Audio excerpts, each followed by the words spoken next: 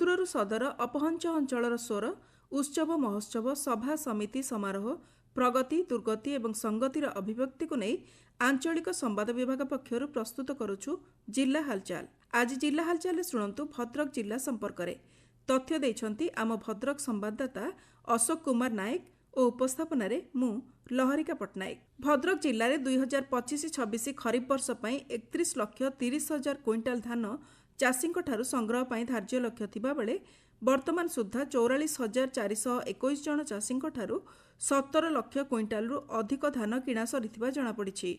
ए संपर्क में भद्रक जिला जोगाण विभाग अधिकारी मनमोहन पट्टनायक आकाशवाणी को कहते आमर जिले में 25-24 खरीफ वर्ष धान संग्रह त्वरान्वित होइछि। 31,30,000 क्विंटाल टार्गेट अलर्ट होइथिबा स्थले पैक्स और डब्ल्यूएसएसजी को 20,71,609 क्विंटाल अलर्ट करा जाइछि एवं आम जिले में 20 टी मिलर पार्टिसिपेट करछन्ति। आज सुधा 17,45,155 क्विंटाल धान क्रय करा जाइछि। सेथिरु 12,17,129 क्विंटाल मिलर मानक लिफ्ट कर सारी आमर आज सुधा 44,421 फार्मर धान बिकिछन्ति। सेति मध्यरु 28,178 अगर एमएसपी प्राप्त कर सारी। आ भविष्य में आमर टार्गेट रिक्वायरमेंट अछि। आ बाहर मिलन कर जोगाजोग हेउछि। बाहर मिलन आसिले पाडी प्रोक्योरमेंट आर त्वरान्वित होई परिबो बोली मु आशा करूछि। भद्रक रे 3 दिन धरि चलिथिबा मां दक्षिणेश्वरी कालीको अष्टादश वार्षिक उत्सव उद्यापित हो जाइछि।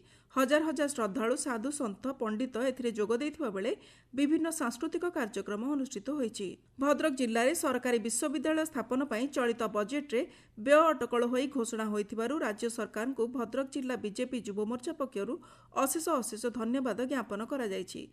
जिला बीजेपी युव मोर्चा सभापति देवांशु राउत नेतृत्व में शताधिक कार्यकर्ता भद्रक टाउन थाना छकठारे जोगदे राज्य सरकार चलित बजेट रे भद्रक रे एक विश्वविद्यालय स्थापन पई व्यय अटकल करिथिबारु मुख्यमंत्री मोहन चरण माझी, बीजेपी राज्य सभापति मनमोहन सामल, उच्च शिक्षा मंत्री सूर्यवंशी सूरज, सांसद अभिमन्यु सेठी, विधायक सीतांशु शेखर महापात्र, जिला बीजेपी सभापति भगवान पंडा प्रमुखଙ୍କୁ धन्यवाद जणाइछन्ति।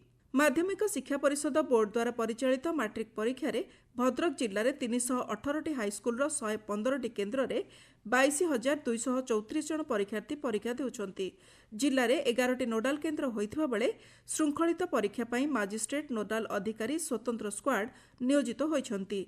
जिले में परीक्षा केन्द्र गुड़िकरे मुक्त अबाध और शांति श्रृंखला रे परीक्षा चलिथिबा जिला शिक्षाधिकारी जगबंधु साहू कहछन्ति।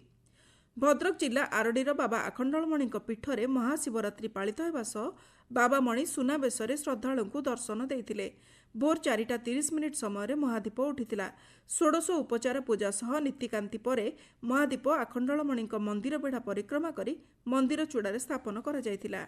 मुख्यमंत्री मोहन चरण माझी नवरंगपुर श्री जगन्नाथ दर्शन योजनार शुभारंभ करथिबा बेले भद्रक जिल्लार 74 जन यात्री बस रे पुरी यात्रा करी महाप्रभु श्री जगन्नाथଙ୍କୁ दर्शन करिसंती।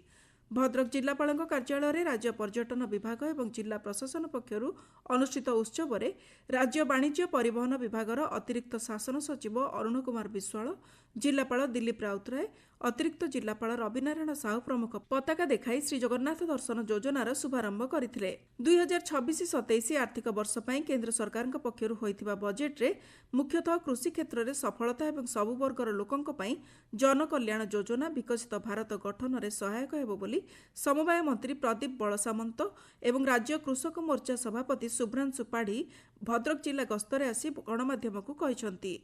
भद्रक जिला प्रशासन पक्षर जिलास्तरीय जन अभियोग शुणाणी शिविर जिलार धामनगर ब्लॉक धुसुरी निकट हसनाबाद पंचायत कल्याण मंडपठारे अनुष्ठित हो जाइछि। उच्च शिक्षा मंत्री सूर्यवंशी सूरज जोगदे लोकंक अभियोगर शुणाणी करथिले। 2027 मसीह जनगणना कार्य आरंभ हेबा नै भद्रक जिलापाल कार्यालय रे प्रस्तुति बैठक अनुष्ठित हो जाइछि। जिलापाल दिलीप राउतराय 2026 मसीहा एप्रिल 16 तारिख मई मास 15 तारिख पर्यंत प्रथम पर्याय एवं 2027 मसीहा फेब्रुआरी 9 रु 28 तारिख पर्यंत द्वितीय पर्यायर जनगणना कार्य अनुष्ठित हेबा नै सूचना देइथिले।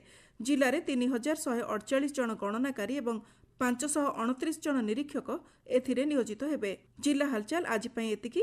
आसंता काली जिला हालचाल रे सुनिबे बलांगीर जिला संपर्क रे।